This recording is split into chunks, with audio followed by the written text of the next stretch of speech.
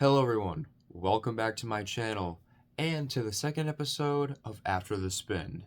I got quite a few albums to, go over. A lot of them come from the 10 CD grab bag. That was from one of my last videos. There's about 3 or 4 or maybe I think 5 I haven't fully listened to yet, but those will be saved for the next one. So, without further ado, let's go ahead and get into it.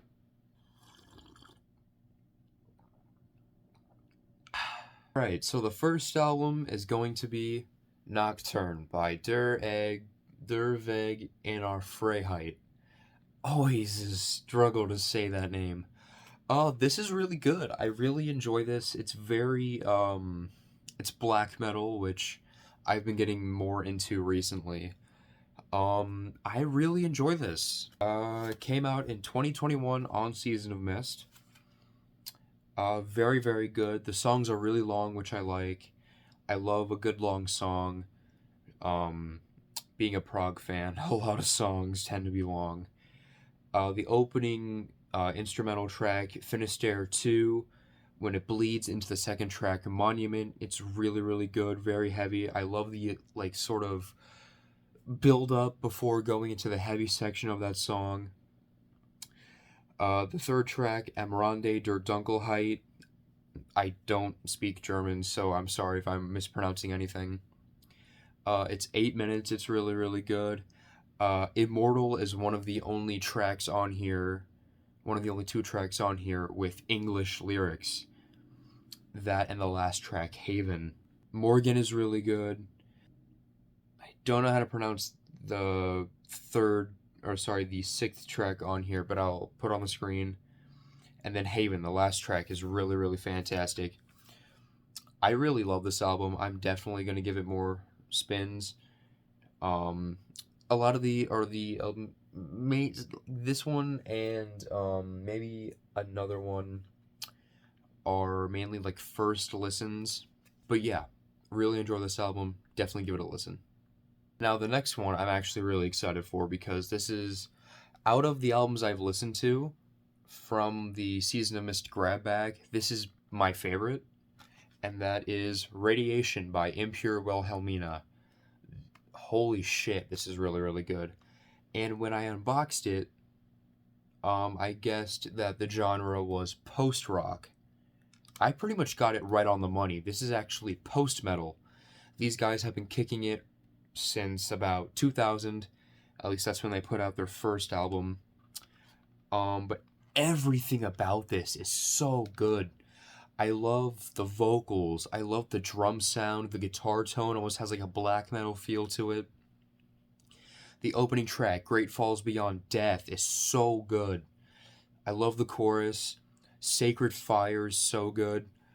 Torn is the only track on here with blast beats. Bones and Heart, By Ravens and Flies, Race With You. I could name every single one of these songs. Just everything about this is just so good. It came out on Season of Mist in 2017. And, after I've listened to this the most, I've listened to this at least about 20 times since I've got it. But after listening to it a shit ton, even after the first listen, it's made me want to pick up the rest of their catalog, which I'm going to try and do. But yeah, this is a really fantastic album. If you just like simple, just simple metal. I mean, post-metal is really good. I love post-rock. A really underrated band is White Lion Parade. It's so good. And this pretty much falls in line with that, but it has more of a metal sound to it. Definitely check this out. I cannot recommend it enough. Next album is my second most listened to album from the lot, and that is Hyborian with Volume 2. Again, this is more of a modern metal flair to it. But for some reason, when I was reading the sticker, it said Opeth. No, not Opeth. That was that might have been the next one. can't exactly remember. But it had Mastodon, I believe, High on Fire, and Catatonia. I'll have to revisit my other video to confirm that. But for some reason, I guessed it was blackened death metal, which is very much not what this is. This is more along the lines of if I were to guess, I'd say groove metal, maybe sludge metal, because Mastodon was a recommendation in there. Regardless, this is a banging album. From opening track, Driven by Hunger, the vocals, the guitar tone, the drums, just everything about it. Opening track, Driven by Hunger, my absolute favorite song on here is the second track, Stormbound, with that hammering chorus. Sanctuary, so good. Portal's really good. Then the last track, In the Hall of the Travelers, is an 8-minute song. So heavy, I love it.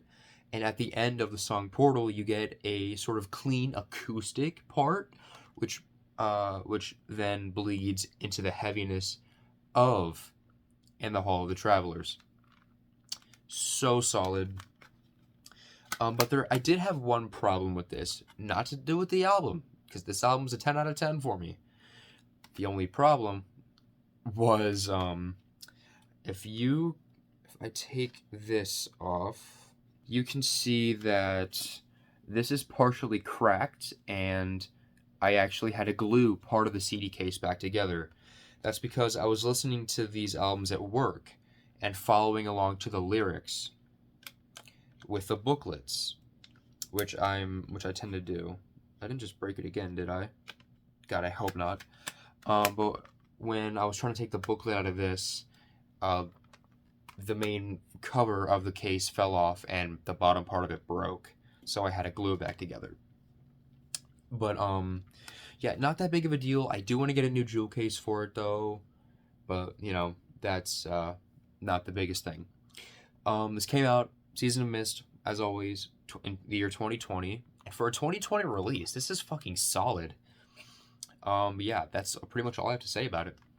Hyborian Volume 2, super good. Next, we have Foscor with Les Ariel's Visions. I believe I'm still pronouncing that right. I don't know. This is an interesting listen. Came out 2017 on Season of Mist. It's definitely an interesting listen. It's very atmospheric. It almost when I was looking up the genre of these guys, it said they were second wave black metal. I didn't really get that from this listen. It didn't really, I mean, believe me, it was atmospheric, it was melancholic, very somber, just very gloomy.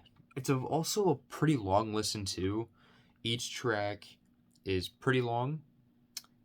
Still a good listen though. There's only eight tracks on here. I don't exactly know how to describe it. I'm pretty sure it mentioned that it was a progressive thing, but I didn't really catch any progressive elements. It's very dissonant. Well, not very dissonant. It's very distant. Like the sound is very atmospheric, ambient, like I said. I don't really know how to describe it, other than melancholic, somber, ambient, all that stuff that I've been saying. The music's good though. I really enjoy the music.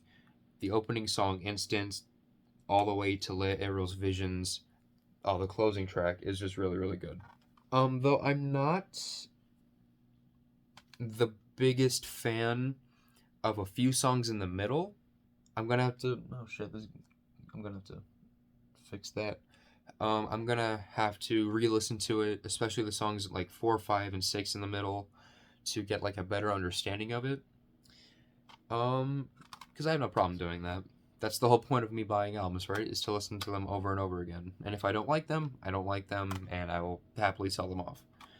But I really enjoy this. I mean, besides the few tracks in the middle, it's not a bad album. I give it like a solid 7 out of 10.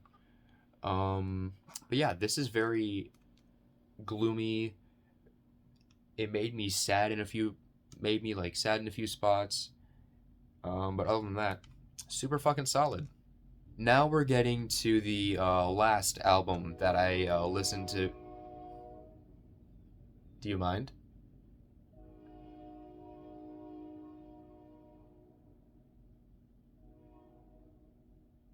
You done? Good.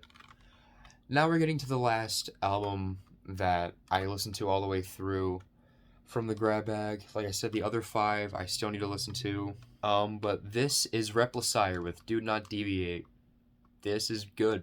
I knew I was gonna like this. I'm a big Tech Death fan. I love everything about Tech Death.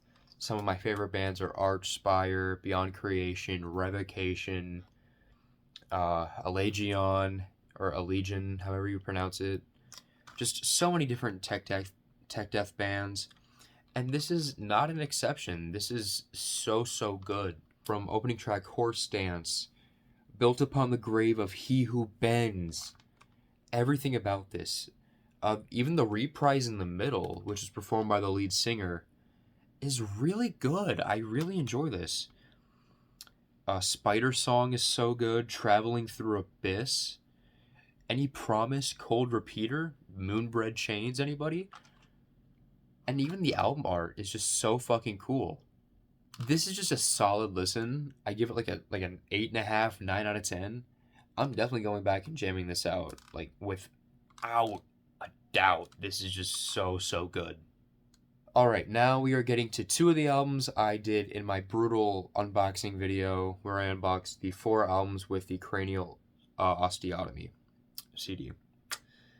First album is going to be Hate Division, Order of the Enslaved. It's good. It's really good. I love it. Oh my god, this dust in my eye. I'm going to kill the dust. This is really good. Sorry. Came out in 2014 on Blasthead Records. I do have one complaint about the album, and it's only a minor one, and that is the sound of the ride cymbal. It's very ringy and dingy. I mean, I'm a big fan of Slam, and they all have, like, ringy-dingy ride cymbals and whatnot. This one, it almost sounds like a high-pitched whistle. I don't know how to I don't know how to describe it. It's just very not good. But everything else, solid. I mean, Peace, Tranquility, Subsequent Deception, it's really good. A Controlled Extinction, Creatures of the Grid, and there's a few interludes on here also. And possibly the best song on here is Medicated. It's just, the music's really good, but the lyrics are kind of funny. Let me read you some of the lyrics from this. I have massive migraines. I have irritation. I am sore and nauseous. I need medication. Honestly, same. But yeah, it's really good. I love it. Everything about this, very solid. So yeah, Hate Division, Order of the Enslaved.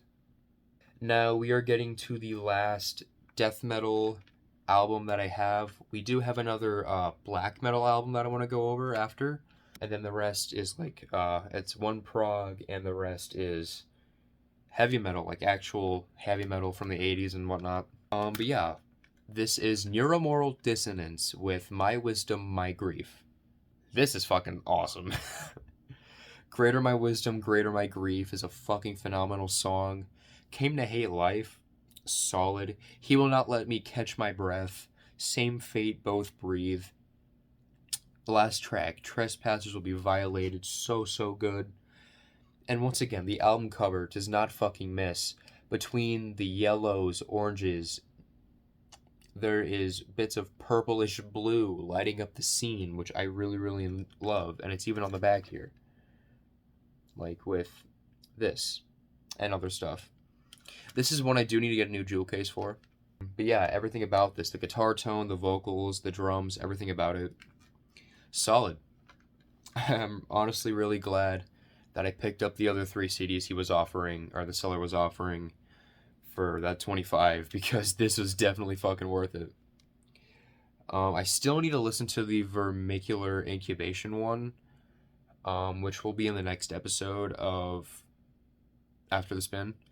But, you know, other than that, super fucking solid. I really enjoy it. Definitely going back to listening to it. Now, this is one you guys don't know about. Actually, the rest of them you don't know about, besides the last album that I showed off in the collection update. I have been collecting stuff off the camera, or off cam, I've collected about maybe like 9-ish CDs I've picked up, and I have more on the way. About like 6, maybe 5 or 6 more. No, it is 5. Excuse me. But this is one I wanted to show off because it is one of my favorite black metal albums of all time, and I'm honestly surprised that I managed to pick it up, considering that these guys do things self-released, at least as far as a lot of their albums go, and that is Shroud of Despondency with Dark Meditations in Monastic Seclusion. That is just a tongue twister of a title. This is phenomenal. I came across this album. I honestly don't remember how I came across it. I believe I was just scrolling through black metal bands and this came up. And these guys are not not that well known. But this isn't like your typical black metal album, at least that I've heard. The opening track, Looking Out and Seeing One Last Ray of Light, is purely acoustic, and with vocals only towards the end of the song. Homo Homini Lupus is going straight to black metal. I fucking love it. Love the vocals. Parting of the Way, super good.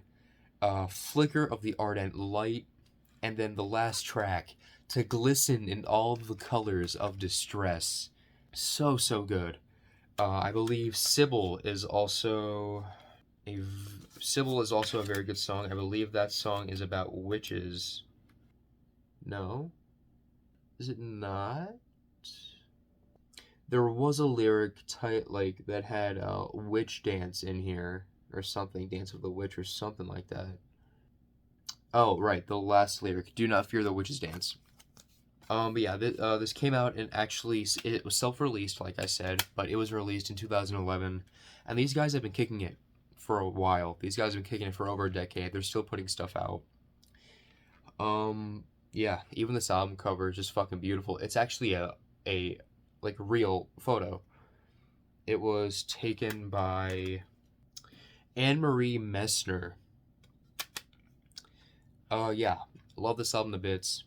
So glad I picked it up. It was I don't want to say dirt cheap, but it was pretty cheap for, a self-release. Yeah, really really good stuff. Now we move on to I've only listened to this album by this band. I still have another one in my collection I'm going to listen to and go review it on the next episode of After the Spin. But before I do that, I want to wait till everything else comes from this band that I'm getting. I have 4 albums coming by this band, and 1 more by the next we'll get into. But being a prog fan, I feel ashamed that I haven't gotten into these guys until now. And that band is Dream Theater with the album Awake. What can I say about Dream Theater?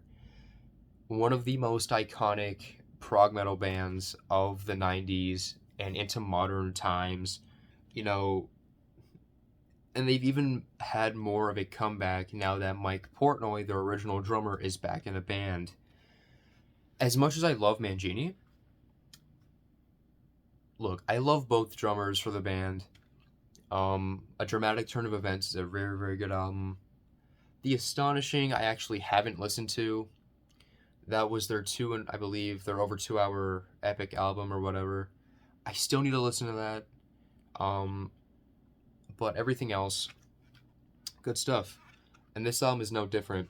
I did listen to one full Dream Theater album before I even started collecting, and that was, I believe, last year. I listened to Black Clouds and Silver Linings, the last album before Mike Portnoy left and Mike Mangini came in, way before I started collecting again. But this is their 3rd album from 1994. The last album with Kevin Moore on keyboards before Falling Into Infinity had one other keyboardist, and then the album after that, Scenes from a Memory, on into the present has Jordan Rudess on keyboards. But everything about this album is really, really good. From opening track, 6 o'clock, to the last track, Space Divest. Just, this is over an hour long, and I love it. 6 O'Clock is very good. Caught in a Web is so good. The 3-part Erotomania Voices and Silent Man trilogy, love it. Innocence Faded, Lifting Shadows Off a Dream, and then the 11-minute song Scarred. So good. And this, honestly, iconic album cover, I believe this might have been an original pressing of the album, because it still has this black bar, which is really, really good. And I love that. Yeah, very, very good stuff. I have 4 more albums by them coming, which I'm very excited. Wait, is it 4? It's either 3 or 4. I can't remember exactly. But this is a very good album. Cannot wait to listen to more of them. I did listen to their debut, and then Images and Words, which is the first 2 albums before this one, and then Train of Thought when I was going to work yesterday. But yeah, really, really good stuff. And now this is another band, like Judas Priest, I got into late, and I don't, for the life of me, know why I didn't get into them until now, and that is the mighty Iron Maiden. Oh boy, Iron Maiden have slowly become one of my favorite bands. I love it. I do have the first album I ever listened to by them, or at least that I bought. There was an album I actually have on the way. I'll just spoil it now. I have Power Slave coming by Iron Maiden. I didn't listen to it all the way through. I listened to about the first 3 or 4 songs just to get a feel for them. I do like 2 Minutes to Midnight. That song's really good, but I wasn't really too big into them until I started going back into their discography after buying one of their most recent albums. But this is their debut. So good. This has the original lineup with Paul Di'Anno on vocals. Prowler, the opening track, is really good. Remember Tomorrow is really good. Running Free is one of my favorite songs on there. And my favorite song on there is Charlotte the Harlot. Good stuff. Phantom of the Opera is incredible. It's the longest song on there at 7 minutes and 20 seconds. Good shit. Really, really good shit. Came out in 1990. Not 90. Came out in 1980. But this is the 1998 remaster. And it honestly sounds really fucking good. I really love it. And along the debut, we actually have their second album, Killers, with the more pronounced Eddie mascot. Love it. This is the last album with Paul Di'Anno on vocals before the mighty Bruce Dickinson comes in for a handful of albums, which in turn he left after Fear of the Dark in 92, for Blaze Bayley to come in for 2 albums, and then Bruce and Adrian Smith both returned, where they stay now. Ides of March, the opening instrumental is really good. Wrathchild, that bass intro, love it. Murders in the Rue Morgue is my favorite song on there. Killers is really good. Genghis Khan, the instrumental on there. Twilight Zone, Drifter, just everything about this. Once again, another 1998 remaster. It's super good. I really enjoy it. And even the CD is really, really cool. Yeah. Iron Maiden, Killers. Now, I showed the first 2 Maiden albums. Now I'm going to show their most recent 2 albums. Yeah, I'm kind of going in a weird order here. But this is The Book of Souls from 2015. I'm going to say it. This is my favorite Iron Maiden album right now. Yeah, this is so good. So good. It is actually their longest album to date, running in at 92, 93 minutes. So many long songs on here. The opening track, If Eternity Should Fail, is a really good one. Speed of Light, The Red and the Black, When the River Runs Deep. The title track, Book of Souls, is good. My favorite song on there, Shadows of the Valley. The chorus, when Bruce just belts out, ask them the questions, tell them no lies. So good. Love it. Tears of a Clown. Death or Glory. I'm practically naming every song on here. And then the 18-minute epic, Empire of the Clouds. And with this being their longest album, Empire of the Clouds is their longest song to date, running in just over 18 minutes. Everything about this album is really good, and it's actually a double disc album. This is the first CD, and here is the second. I believe with Eddie on the front cover, it is representing Mayan, or at least themes of Mayan imagery. Not really a lot of themes of Mayan stuff throughout the album, but, you know, within the imagery of the album, yeah, I love it. I love that kind of shit. Book of Souls by Iron Maiden. Fantastic modern album by them. Now we are coming up on our last two albums, and the last album by Iron Maiden that I'm going to show off, which is their most recent, and the one that I bought first, The Mighty Senjutsu. I am a sucker for Japanese imagery, style, everything. I'm an anime fan, love the shit, love the history behind the ancient Japanese culture. I love everything about it. And this, honestly, is a banging album. I love it. It's another double discer. Again, pretty long album. It's over an hour, like an hour, 20 minutes, something like that. Good stuff. Here is the back with, you know, Eddie looking as gruesome as ever. I love it. Yeah, everything about this. The track listing is actually hidden on the booklets, so let me go ahead and grab that real quick. Opening track, Senjutsu. Stratego is really good. Days of Future Past. The Time Machine. Death of the Celts, The Parchment, and Hell on Earth being the longest songs on the album. Just everything about this. Bruce's vocals, although they're a bit more strained on this album, because you have to remember he is 65, at least at the time of me recording this. He's old. He's an older man, and during the 2015 album, or during the recording process of Book of Souls, he was battling throat cancer. So naturally, he's going to sound more strained with his vocals. But honestly, his vocals sound great on here. I love it. The instrumentation, it doesn't have a lot more of the gallops you would expect from Iron Maiden. But every song on here is absolutely killer. I love it. I'm definitely picking up the rest of their discography. I have Power Slave coming, which I can't wait to jam. And yeah, really enjoy this album. Definitely give it a listen if you like Iron Maiden. And the last album I want to show off is actually one I kind of talked about a bit in my collection update. And I figured I might as well give like a more in-depth talk about it, and that is Invincible Shield by Judas Priest. Once again, like I mentioned in my collection update, and like I mentioned now about Iron Maiden, I'm getting into these guys really late.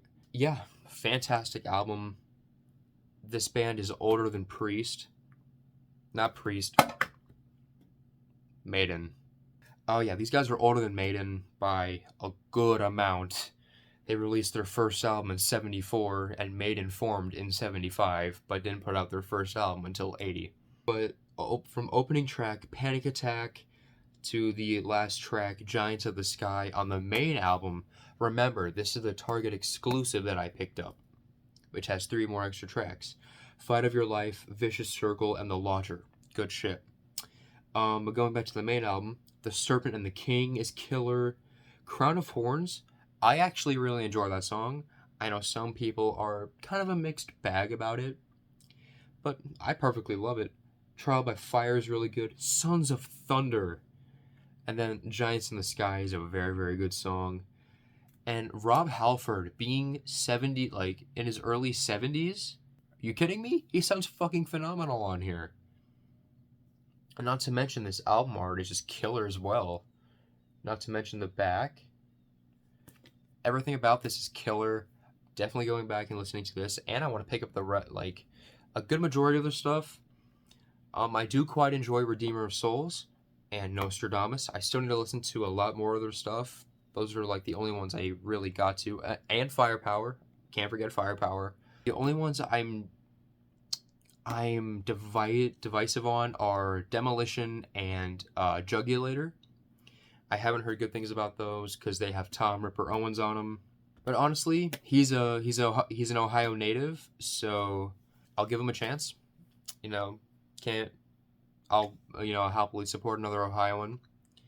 Hell, one of my favorite rock bands of all time is Starset, and they're from Columbus. So, yeah, I'll 100% pick up a good chunk of their discography. Good shit. And that does it for this episode of After the Spin. Now, it wasn't supposed to be this long, but granted, we did have a bunch of albums to talk about. But there are a few things I want to go over first. Good albums all the way through.